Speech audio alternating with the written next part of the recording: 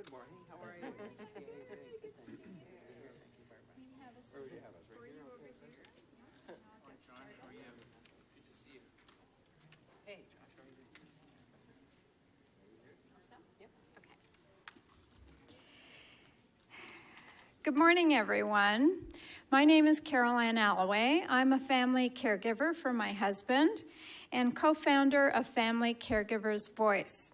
I want to welcome everyone here today for taking time out of your very busy schedules. I know what it's like to be a family caregiver, and I know that you're donating your time. And we have a great day planned for you, all kinds of exciting stuff. It is my privilege to chair this event today to honor all family caregivers in our community. You are truly heroes in your own home.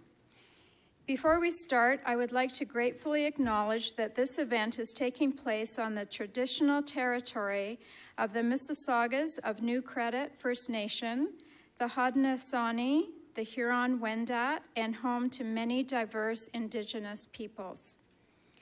I would like to thank all of you who have taken the time to be with us here today to help us bring much needed attention to the role and needs of family caregivers.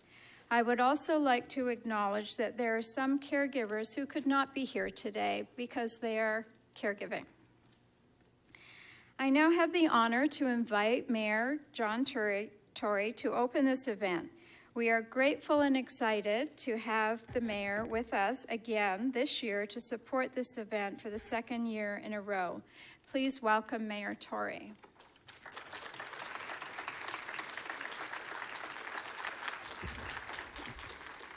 Well, good morning, ladies and gentlemen. And Caroline, thank you very much for inviting me because it's my honor and my privilege to be here.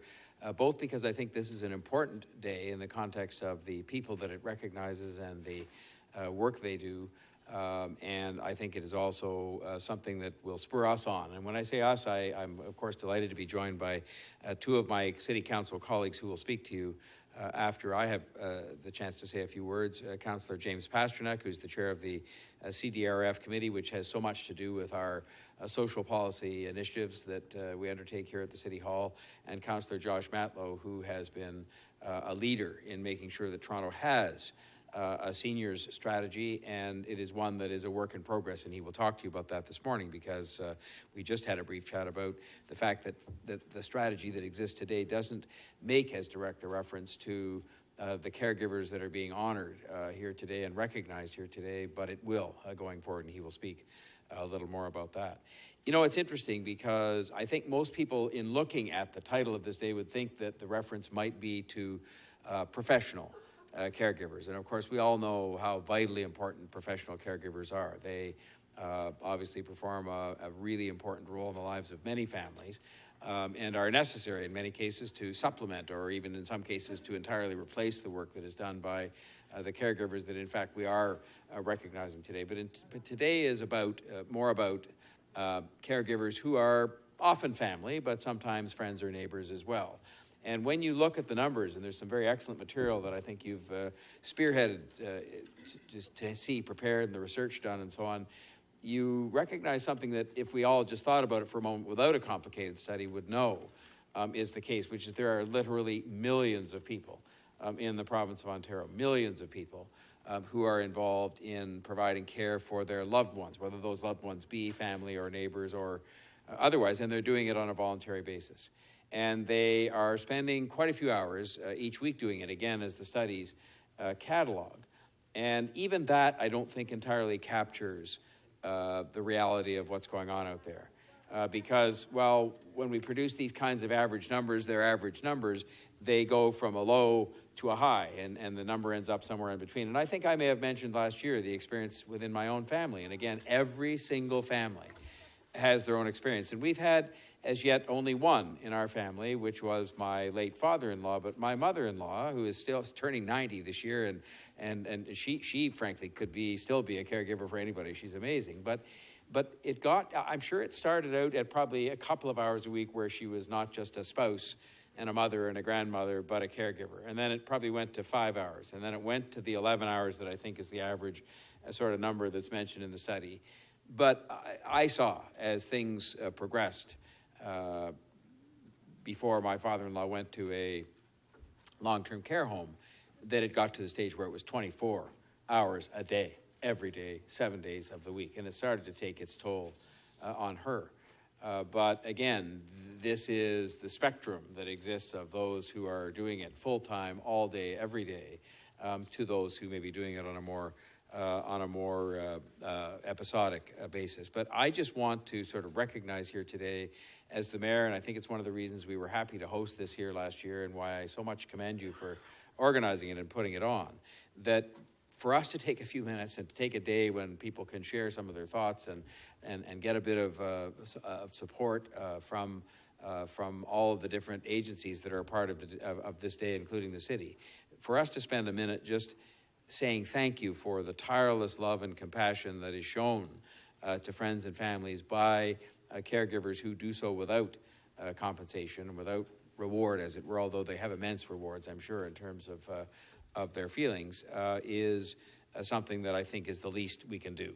I think a lot of these people that are doing this, a lot of you who do it, a lot of these people who are not here with us today, don't even see themselves as caregivers. It's interesting because if you sort of reminded them of the fact they're playing that role, I'm not sure it isn't almost an unconscious or subconscious thing, because I guess we all know as part of our values as Canadians and just as human beings that caring for your loved ones, whether it is your family or your neighbors or whomever, is just the right thing to do. And it's something that we almost do in that context. It is a privilege, I think, to be able to care for those who are close to you. It is a privilege.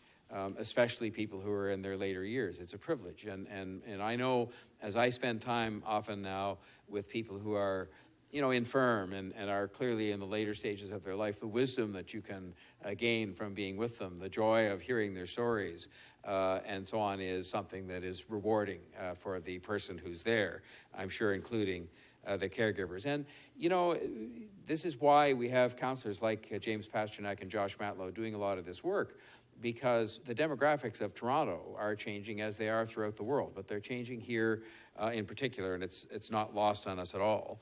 And it's not lost on us that it is simply not possible, nor is it the most desirable state for the government, any government, the governments, plural, all the governments, to be sort of providing all of this care. I mean, to be quite frank, we can't afford it, to have every single person cared for by a professional. I'm not even sure, though, in fact, I'm pretty sure that is not the ideal state. Because the kind of care that is given by people who do it out of love and out of compassion is something that is, I think, hugely important to the nature of that care and to the quality of that care. And that is not in any way to be critical of professionals, because they do a superb job for us each and every day. And for the care to be provided, whether it be by, I'll call volunteer caregivers, or whether it be by professionals, is necessary in order to maintain a quality of life for seniors and for others who are in need of care, because it isn't just seniors that we recognize is consistent with our values. And I think, though, that the one thing that this day and these organizations that are helping will really help to address is the fact that I think a lot of times caregivers are the last to know the toll that is being taken on them and on their lives and on their own well-being by the emotional and physical effort that they're putting into providing that care. And I think that the more we can do to make them aware of that, to be self-conscious about that, but also even more importantly to make sure they know that there is going to be support there for them when they need it and how to find it, and to make sure even that we're reaching out to them to inquire after their well-being from time to time, is going to be something that is extremely important. And that is a byproduct, I know, of this day and of some of the discussions you'll have after these remarks today. And so it ends up like everything else. I mean, it's going to really work well. It's not left to governments alone or nonprofit organizations alone or families by themselves. It is left to us to figure out a way in which we can collaborate and work together. Because if we do that and we take the resources of government and the ingenuity and the compassion of nonprofit organizations and the even greater ingenuity and compassion of individuals and say that we're going to work together to make sure we provide the care and look after each other, including the caregivers, that is when we will be able to, I think, realize that we've reached an ideal state. And we're a long way from that, but I think we're making progress. And the very fact we're now having this day for the second time, I think, is evidence of the fact we know there are hurdles to be crossed over. May I just conclude? And I know there are a number in this room who are themselves caregivers, but I hope that somehow this message from me as the mayor on behalf of all of the people of Toronto who are not caregivers, or who may be caregivers themselves in one isolated instance, but are not as aware of the broader picture. Sometimes I think they might feel quite alone in providing the care. May I just say, on behalf of my colleagues on City Council, but on behalf, I think, of all the people of Toronto, thank you for the fact that you play this role. You play it out of love. You play it out of compassion. You play it out of a sense of great affection for the people you're caring for, but it is a huge responsibility, and it can be a taxing responsibility. And I just want to say thank you for that, and that I hope that all of us taken together can provide you with the kind of support that you so richly deserve, because you're making lives better for so many of our fellow citizens who are so important to us. Thank you.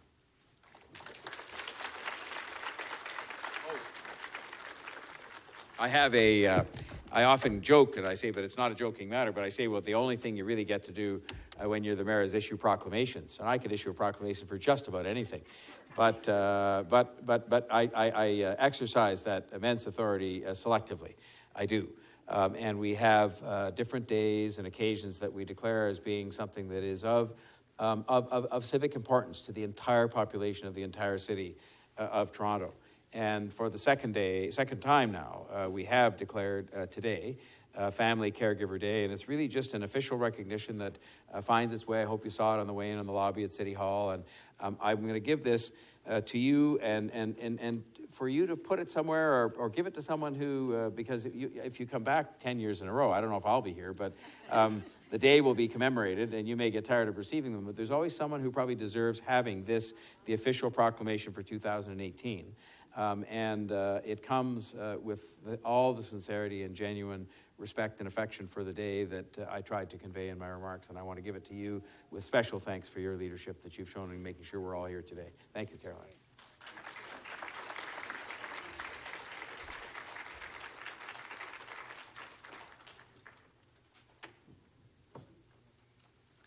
Thank you, Mayor Tory. You certainly hit the nail on the head about caregivers. You clearly understand the issues that surround them. Only one in 3 Canadians are caregivers, and that number is growing. And isolation and frustration and anger, but joy and reward is also part of it, and clearly you get all that, so thank you. I now have the honor of introducing Councillor Pasternak. Councillor Pasternak was elected to City Council in 2010 and re-elected in 2014. Councillor Pasternak sits on the Mayor's Executive Committee as the current chair of the Community Development and Recreation Committee. James was born in North York's Bathurst Manor. James and his wife Lynn and 4 children have been living in Ward 10, York Centre, for almost 30 years. During his time in office, Councillor Pasternak has been committed to fiscal responsibility while simultaneously supporting investments in precious programs and services. Councillor Pasternak is credited with driving a number of transformative policy issues at City Hall. His work has led to the updating of the 15-year-old City of Toronto anti-discrimination policy, the creation of Toronto's Tennis Excellence Framework, the move to expand Toronto's student nutrition program, improving the safety and privacy issues of drone aircraft, bringing the issue of e-cigarettes onto the Toronto Board of Health agenda, and most recently, the City of Toronto recognizing Family Caregiver Day. Please welcome Councillor Pasternak.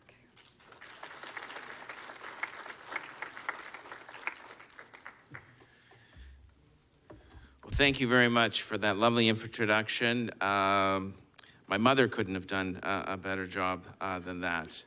And I thank you all for coming down to City Hall today, Mayor Tory, Councillor Matlow, city staff who are here, and caregivers. I'd like to thank the organizers of Family Caregiver Day, and what an impressive roster of partners you have.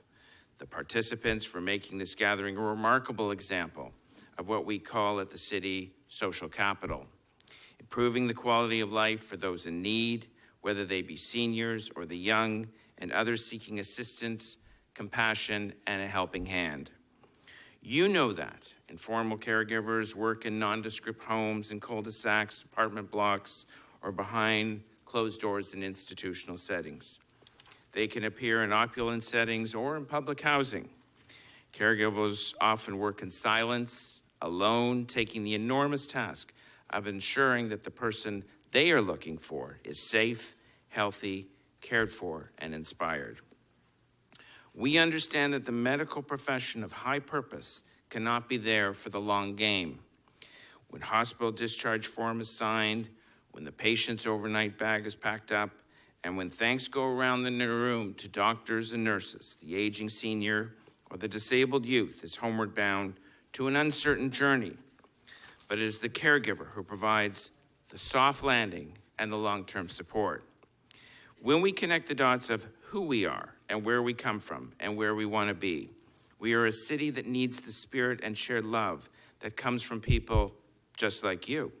From the cherished belief that an army of caregivers is keeping thousands safe day and night. Governments alone cannot do it all.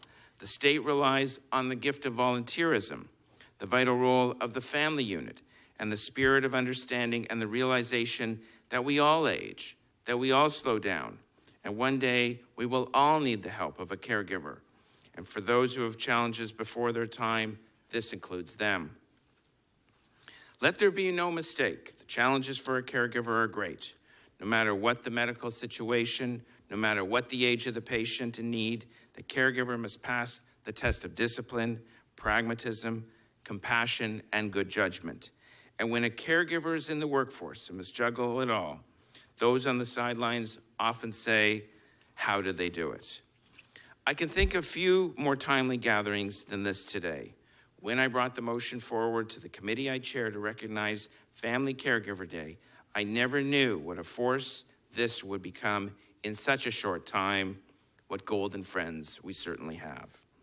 Cities are defined by the way they treat those in need and those who can no longer care for themselves and those who need regular assistance. Our moral responsibility is to treat those in need with the honor and respect that they deserve.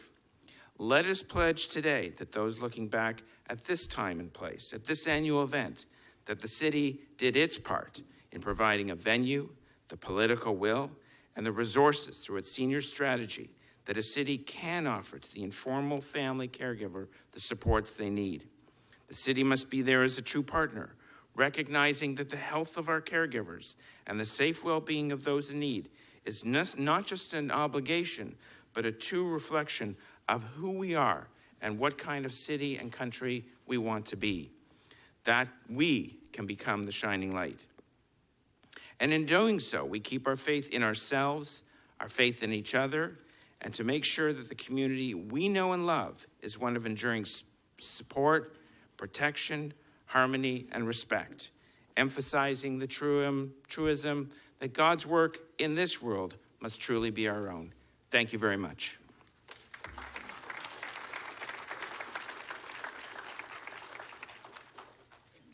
Thank you, Councillor Pasternak. Those words meant a lot to me. Now I'd like to introduce Councillor Matlow. Councillor Josh Matlow is a resident of Ward 22, St. Paul's, and was elected to serve his community on Toronto City Council in 2010. Councillor Matlow championed the first Toronto Senior Strategy, which has seen 95% of its recommendations already implemented. In his role at the city's seniors advocate, the councillor is now actively working with city staff and other stakeholders on the second phase of the seniors strategy. He is proud of the major steps taken so far, but there is still more work to be done to create a truly accessible, respectful, and age-friendly Toronto that, in turn, improves the quality of life for all residents. Please welcome Councillor Matlow.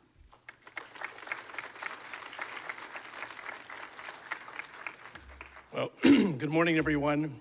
It is such a pleasure and an honor to be with you this morning to celebrate and to express our gratitude to the many, many caregivers across our city who dedicate their love, their time, and make many sacrifices to care for their loved ones. And it's our duty as elected representatives to let you know that you are not alone, that as Torontonians, we are one large family, and we take care of each other. And as Carolyn said, in 2011, we initiated Toronto's first senior strategy. This strategy, the entire concept, was to create a proactive, comprehensive, holistic strategy that would eventually create the kind of city that is respectful and caring and inclusive for everyone who lives here. And that includes seniors, but it also includes young moms and dads pushing strollers, and God forbid, a 40-year-old in a wheelchair. But everyone should have a place in this society that is accessible and caring and respectful to them. And as part of our next phase of the senior strategy, we are actively working on recommendations to create a strategy to support caregivers. As Mayor Tory rightfully said, we can't do it alone as a government or any government, but we can play a supportive role, a critical role, in providing what you need to be successful in your own families and in your own homes and in your own communities. That's the role that we can play, and that's the role that we should play.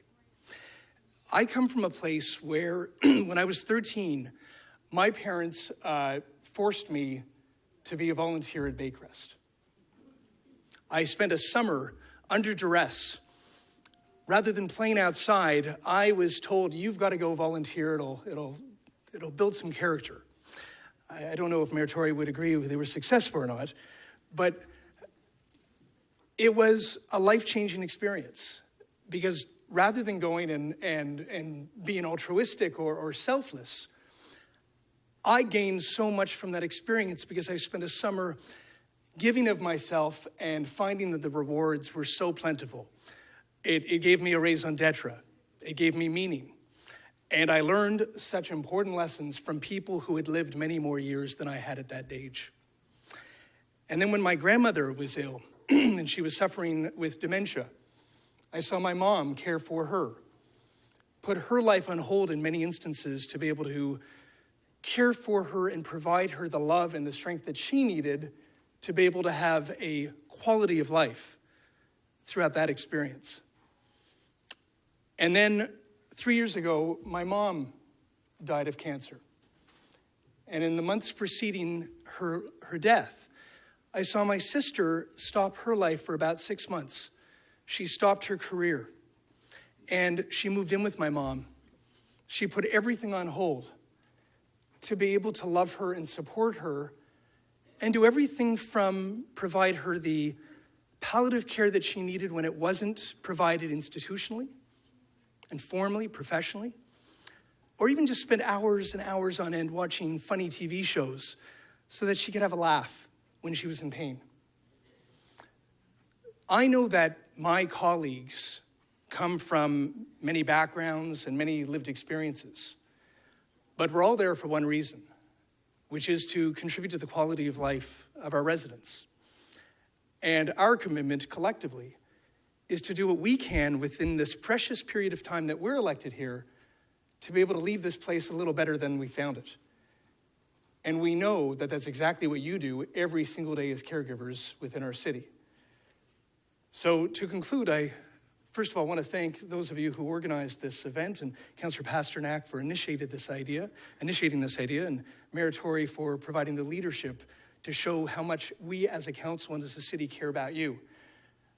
But to conclude, our commitment is to go back to council and continue our work to make sure that while you are loving and caring and supporting those in your families and in your neighborhoods and communities, we're going to do what we can to provide you the tools to make sure that you know where to go, who to call, what to do, and how to work together to make sure that we are all successful, because if you're successful, then we're building a better Toronto.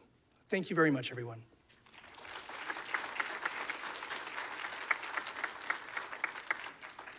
It is clear to me from the speeches from Mayor Tory, Councillor Pasternak, and Councillor Matlow that they really understand the challenges and the rewards of being a caregiver. Isolation is one of the biggest concerns that I don't think people really realize, but also even identifying yourself as a caregiver is a real challenge because we don't see ourselves that way. I'm a caregiver for my husband. I just think of taking care of my husband. So thank you very much. We recognize your appreciation of what we do. Thank you. Premier Kathleen Wynne was not able to join us today, but she has sent a message which I would like to read to you now. On behalf of the Government of Ontario, I am delighted to extend warm wishes to everyone attending this Family Caregiver Day event.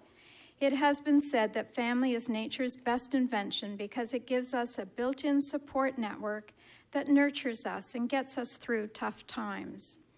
As Premier, I recognize that strong families are the basis of healthy communities and of a strong province. That is why our government is committed to making life a little easier for Ontario's families. First, I want to thank each caregiver across Ontario for the work they do every day to care for their loved ones. I know that taking care of someone who suffers from cognitive decline or a chronic life-limiting condition can take an enormous physical, financial, and emotional toll on the caregiver. I want you to know that we recognize and value your work. Improving care at home and in the community is one of our government's most important health care priorities. Our government is working to ensure that family caregivers are supported and able to receive the support and services they need to continue caring for their loved ones.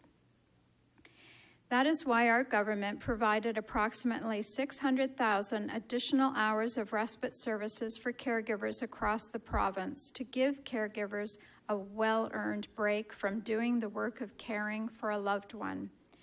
This investment is part of Ontario's Patients First roadmap to strengthen home and community care. In addition, we are launching a new organization that will coordinate supports and resources for caregivers across the province, such as training, local resources, and peer support. Our government is committed to continuing to improve supports for caregivers and help make their lives easier. I want to thank the Cyril and Dorothy, Joel and Jill Reitman Center for Alzheimer's Support and Training, ENRICHES Collaborative, Ontario Caregiver Coalition, and other collaborating organizations for organizing this event. Please accept my best wishes for a memorable day. Kathleen Wynne, Premier of Ontario.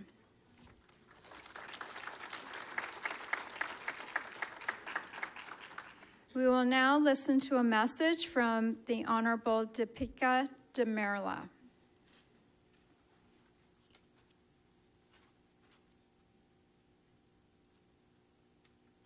Hello, I'm Deepika Damerla, Minister of Seniors Affairs. It gives me great pleasure to send greetings to all of you attending the second annual Caregiver Day at City Hall. Caregivers are often the unsung heroes of our families and communities. The work you do is hard. It's incredibly stressful, but I know it is valuable. And your dedication can single-handedly make someone feel safe, comfortable, and uphold a sense of purpose and meaning in their lives. That is why our government took a purposeful lens on how caregivers can be better supported. For example, our dementia strategy doesn't just support those living with dementia, but gives caregivers specific tools and resources. Our government's plan also highlights the introduction of caregiver work leave protection and has proposed a new Ontario caregiver tax credit. Your partnership is vital in ensuring the best care for Ontario seniors, and on behalf of the Government of Ontario, I thank you. Enjoy the day.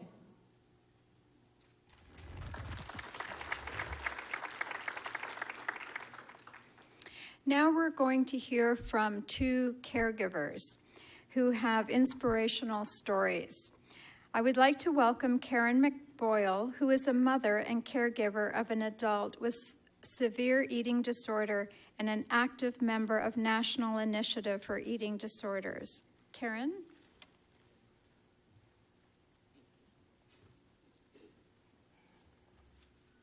Good morning, everyone. Thank you for inviting me as representative for the National Initiative for Eating Disorders, also known as NEEDS, to speak on this important day.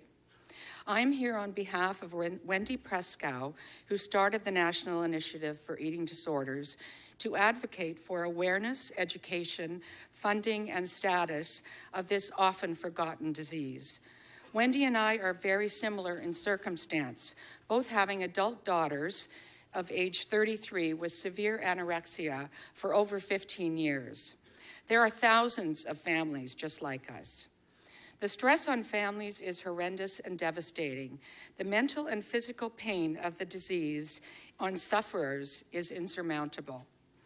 We have lived with fear, stress, heartache, broken relationships, broken hearts, attempted suicides, self-harm, shoplifting, worry, panic, helplessness, and occasionally a little glimmer of hope.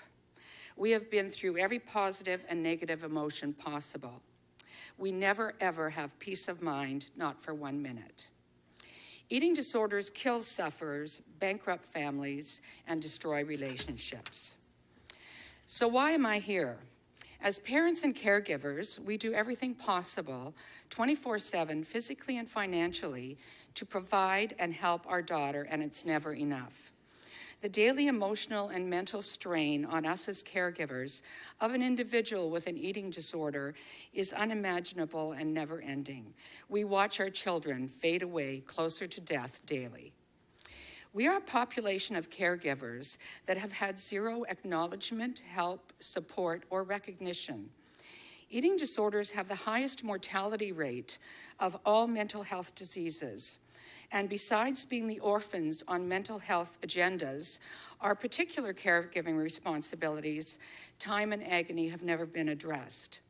In fact, NEED, together with 3 other national eating disorder organizations in Canada, are working to create a national eating disorder strategy, which includes caregivers as one of their 6 pillars. Eating disorders are not a choice. No one would choose to live like this. As a caregiver, I describe this disease as a parasite. It climbs and winds its way into every aspect of your life. Eating disorders don't come alone. Along with them come anxiety, depression, obsessive-compulsive disorder, and addictions. So how does caregiving affect us in particular? Some of us give up jobs to refeed our children at home under strict, relentless supervision. Some of us eventually require medication and counseling ourselves to deal with the stress. The cost of counseling, dietitians, etc. for their treatment is not covered if they're an adult. My husband and I in particular pay over $500 a week for these type of things for our adult child. Our adult children end up living with us again as they are unable to work or become too ill to live alone. Or the stress of them living alone is more harrowing and worrisome than living with us. If they are unable to live away or we go away for short periods of time, we need to be in constant contact to make sure they're eating, alive, and stable. Starvation affects their brain. They don't make rational decisions around eating and self-care. They're at a high risk of osteoporosis, a high risk of fractures due to osteoporosis. My daughter has the bones of an 80-year-old. We are at emergency frequently for iron or electrolyte infusions. Wendy has been included in discussions with the Mental Health Commission of Canada to bring eating disorders to the forefront. However, our needs are different from other caregivers like you. So where and how do we get the help that we as caregivers need?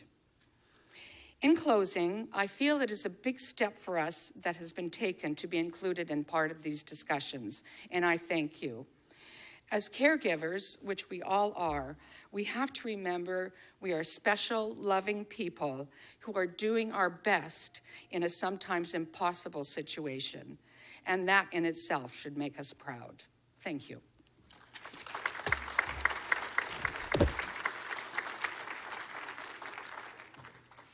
Thank you, Karen, for bringing that particular issue to light. I don't think a lot of us think about it, so thank you for that. I would like to now introduce Maya, who is a caregiver for her husband with dementia. Maya.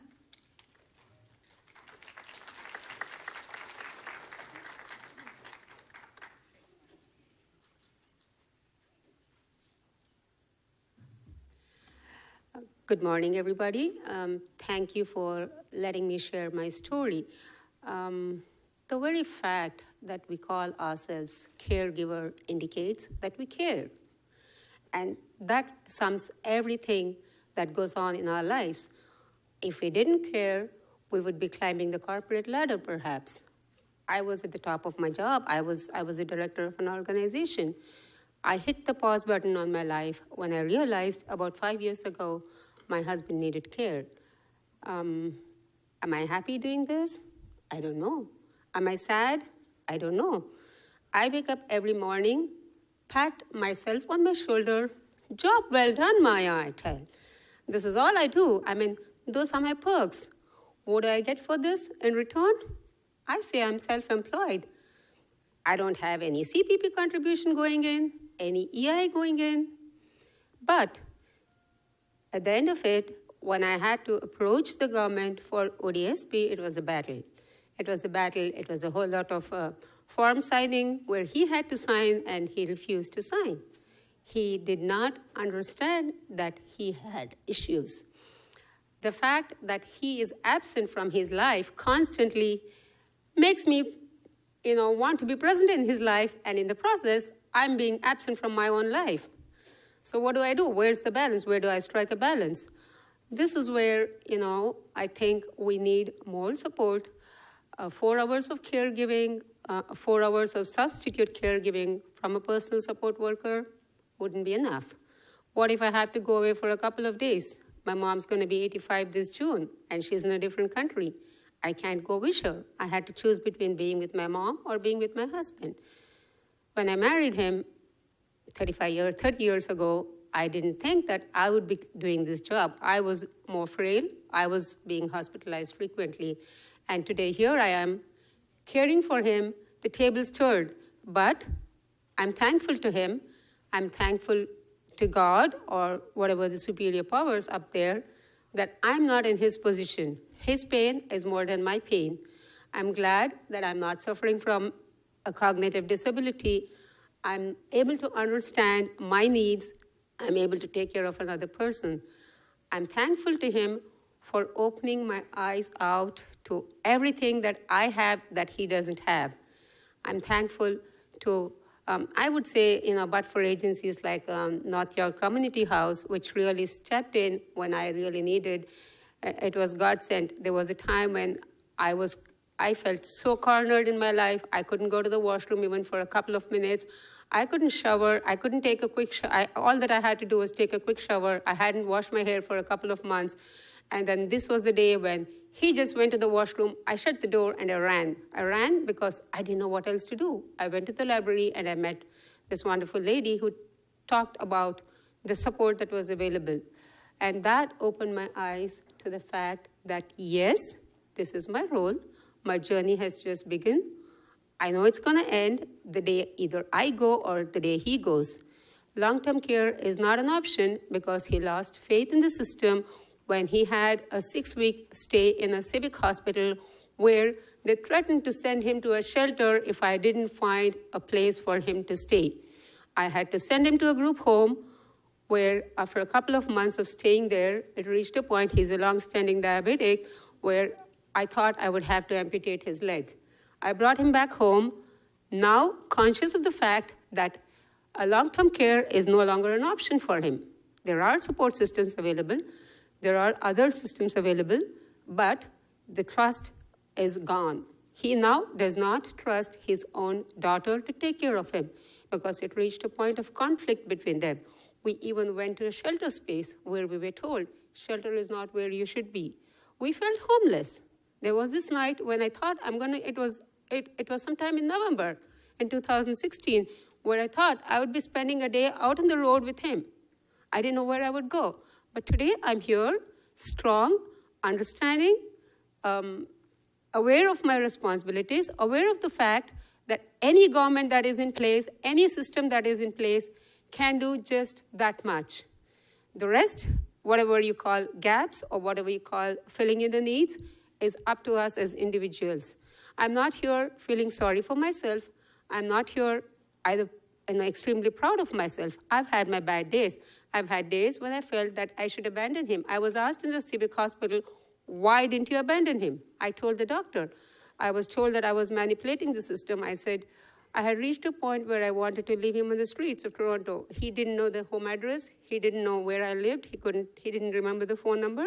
And I could have done that. And she asked me, why didn't you do that? So that was when I turned around and said, the difference is you're a doctor, I'm his spouse, I'm his wife. I don't know when I turned from becoming a wife to a caregiver, but the journey has been slow and steady, but I'm glad that I am seeing him in a better place. There are days when he wakes up at 3 in the morning and thinks it's 3 in the afternoon. There are days when he's very lucid, very understanding. There are days when he's ready to walk my dogs, but I know he can't step out of the house. There are days when, I wake up and check if he's breathing. It's reached a point in my life where I've hit the pause button, but I'm not unhappy about it. I'm not climbing any corporate ladders. There is no performance appraisal here. There is no rewards. There is no recognition, but my recognition comes from within me. I'm happy I'm doing what I'm doing. I'm happy I'm able to help him. I'm happy because I took a vow so many years ago when I married that in sickness and health, I would be with him, and today I'm here with him in his sickness. My only prayer for him, it sounds cruel, is that he should go before I go, because if I were to go before him, he would be lost. I can't put the burden of him on my daughter or my son-in-law because they have their lives. They've started out. They're a young couple, and I can't put that burden on him.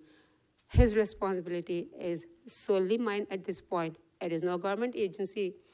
Everybody else is just a supportive system. But I'm still glad that there is a forum which recognizes caregivers, which understands which at least cares that we care about somebody, which recognizes the fact that we care, which recognizes the fact that, yes, there's going to be a lot more people in a situation that I am. I'm 60 and I'm taking care of my husband who's 65. What happens if he continues to live for another 10 years in a similar situation and I'm not able to take care of him? I don't know. I haven't thought of it. I live each day as it comes. And I think that sums everything. I know 5 minutes is a short time for 5 years of your life, but thank you, everybody. Give yourselves a pat on your shoulders.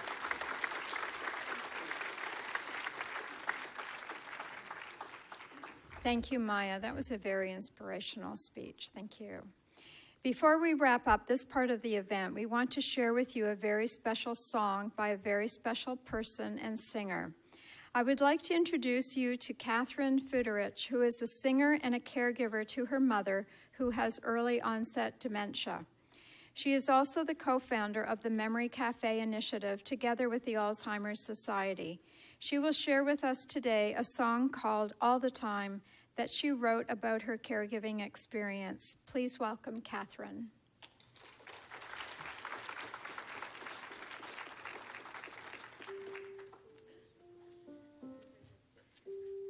Thank you.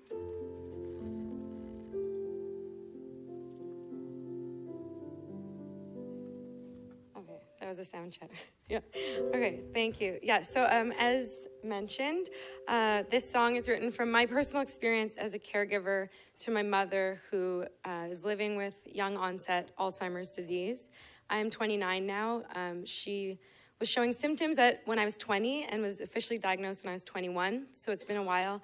I hope that this song can relate to some of you through the lyrics.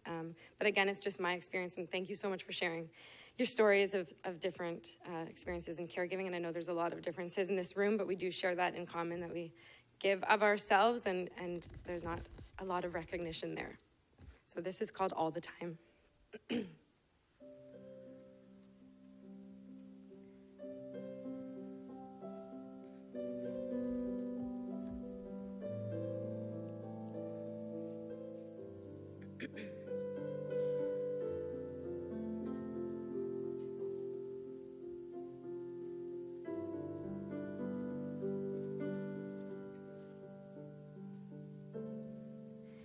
It happened quietly,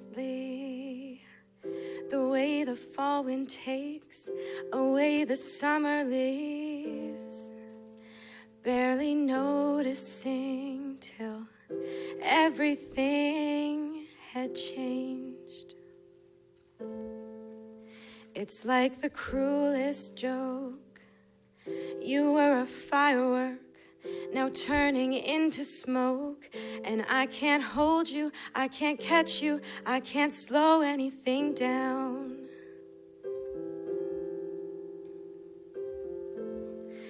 Who will I be when this sets you free? Who will I be when you're gone?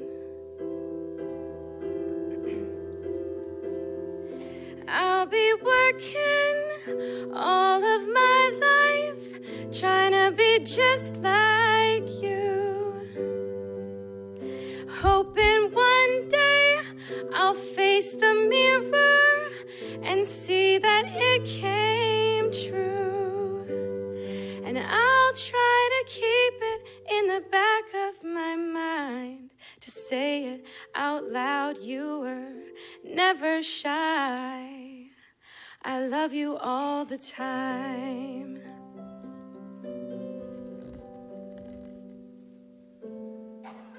It changed your entire world, an unfamiliar place. Don't know your little girl, desperate to reach you, and scared for the day you don't reach back. One day I'm a monster, then an angel, still your daughter. And no matter what, I'll love you just the same, 'cause it's not you that made you change. Who will I be when this sets you free? Who will I be when you're gone? I'll be working all of my life, trying to be just like you, hoping one day I'll face the mirror and see that it came true. And I'll try to keep it in the back of my mind, to say it out loud. You were never shy. I love you all the time. God damn it, can't wrap my head around it. I thought we had, I wish we had more time.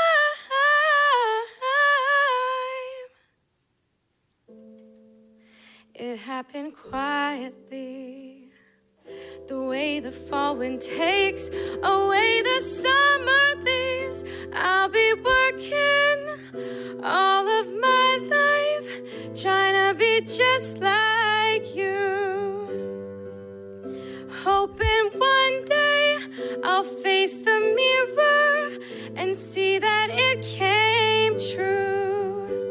And I'll try to keep it in the back of my mind, to say it out loud. You were never shy. I love you all the time.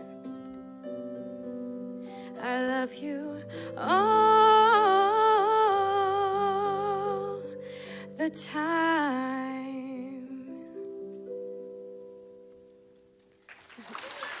Thank you. And this is Stephen Twig on the piano.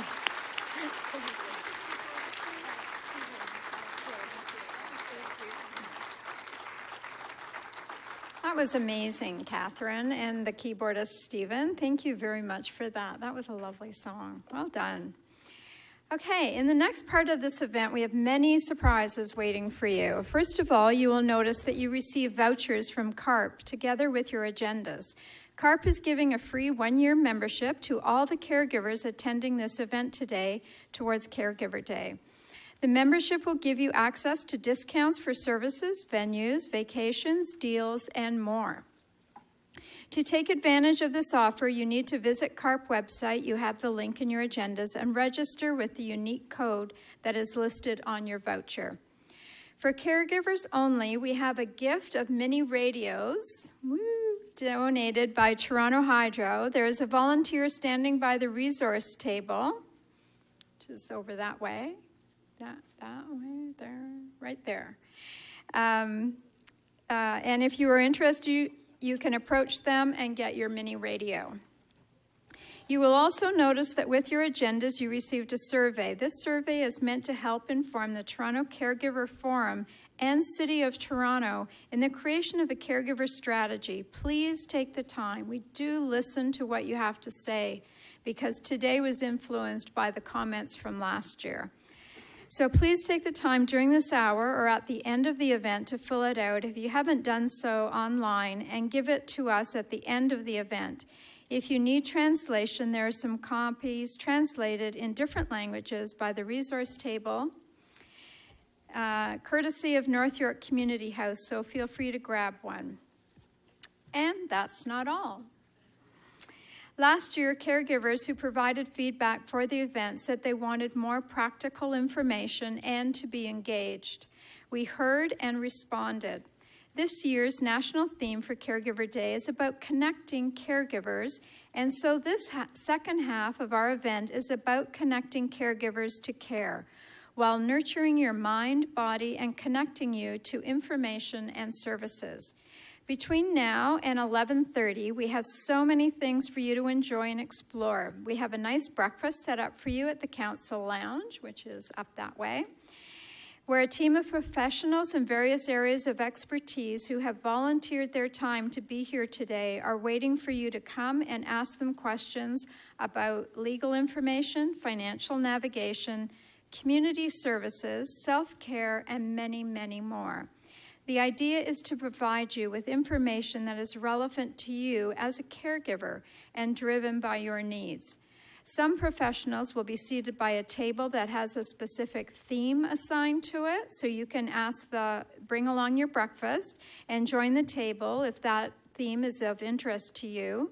We do ask, though, that you will be mindful and not stay in one table too long so that we can allow others to join. There are also many professionals walking around with tags stating their areas of expertise, and you can simply approach them and ask them a question.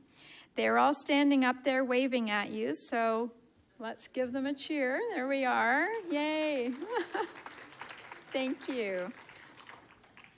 We also have a very exciting interactive technology booth right up there. Yep, wave. Yep, there we are there. With many innovative technologies and applications designed to support caregivers specifically, from a chatbot that provides emotional support to managing care, social media platforms, and even something to watch your posture and take care of your back. You can read more information on each technology in your agendas. If you wish, you can stay here at the council chambers or come back later during the hour to enjoy a 10-minute mini massage. I'm signing up for that. From massage students from Oxford College that have volunteered to come here today to take care of caregivers. To get a massage, all you need to do is stay in your seat or come back to it a little bit later after you get your breakfast and raise your hand, and a student will approach you. They are standing right there behind you. Where are they? There they are. Hey. We suggest that you don't you can use this time to stretch your muscles, visit the resource table. Washrooms are through these two side entrances. And if these are difficult for you, you can use the elevators to transition between the lounge and council chambers, which is just over there. Please come. We suggest you don't all go to the breakfast lounge area at once, but instead circulate between the different areas to avoid being too crowded. There is enough breakfast for everyone, we promise. Also, keep in mind that there is no food allowed in the council chambers, which is where you are now, so that we ask you refrain from bringing your breakfast back here in the chambers, but eat it up in the council lounge. Please come back here at 11:30. We will ring a little bell to remind you, as we have much more planned for you. We have a progress panel where you will hear about progress on caregiving initiatives and programs available for caregivers in Toronto. And we have a special show by a Broadway magician and comedian, Mark Carrera, that will amaze you with his tricks and put a smile on your face with his humor. So go get your breakfast and tour the tables upstairs. Thank you.